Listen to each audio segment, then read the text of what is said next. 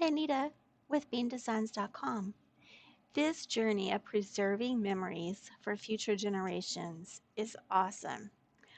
Welcome to week 13 of 52 DigiScrap layouts in 52 weeks using GIMP. Let's take a look at this week's layout.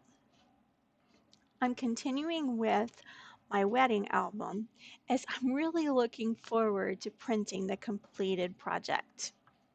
I want to make a note that I am using the most recent version of GIMP at the time of this recording, which is 2.10.18. To get started, I created two new images for my layout spread, and I brought in 3 photos for the left page of the layout and the 3 papers. I did the same for the right layout where I have 2 photos and the 3 papers. I wanted all the 3 photos to fit side by side on my page, so I used the scale tool and chose 1200 pixels for each of the 3 portrait photos on the left side of my layout.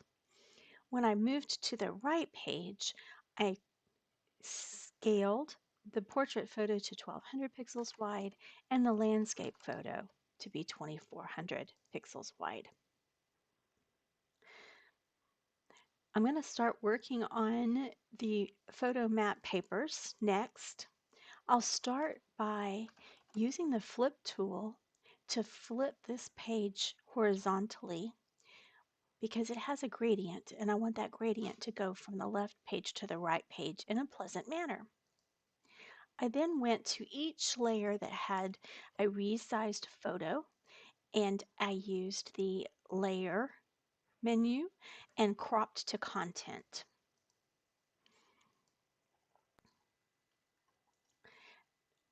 Next, I'll move to cutting the Fotomat using the crop tool.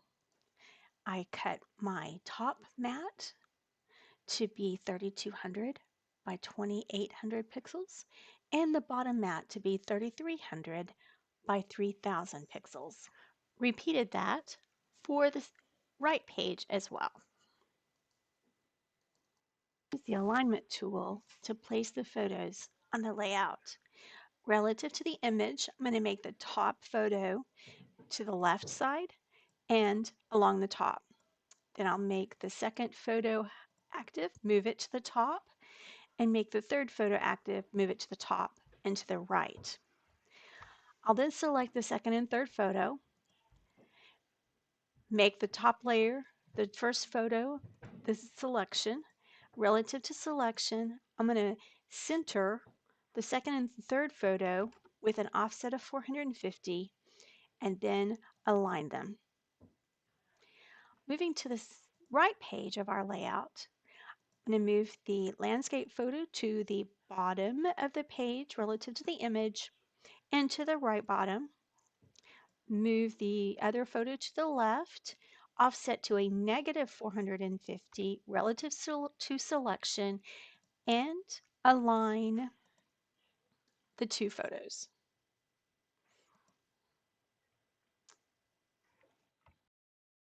For the title, I'm going to create 3 lines of text, each line on their own layer.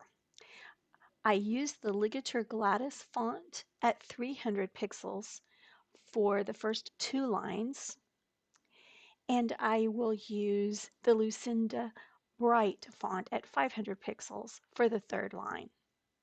I did use the color picker to choose the color of my font. Once I have the title created, I can use my move tool to manipulate it into the exact location I want it. I used the multiply edge accent around the 3rd line of text as well as a shadow, and then used a shadow on the first 2 lines. To complete the layout, I added a heart-shaped ribbon and a flower with shadow. I will add dimension to the edges of the Fotomat and background paper as well as photos. on this one and the left page. Here you see my flower cluster with shadows, and then I added the dimension around each of the papers and the photos. For more information on any of these techniques, check out my detailed tutorials located here on my channel. As a final step, I did save this two-page spread as a native GIMP XCF format as well as a JPEG for printing later. Thank you for joining me. I'm so glad that you joined me. If you would like to use this layout for your own memories, I have created GIMP templates for all of the 52 layouts as my gift to you. Visit my website at gmdesigns.com for more information. Templates will be available as the layout videos are released. Once again, if you did enjoy this video, like it. Check out my channel for other layout videos and tutorials for ways to use GIMP in creating great digital scrapbook pages. While you're there, feel free to subscribe.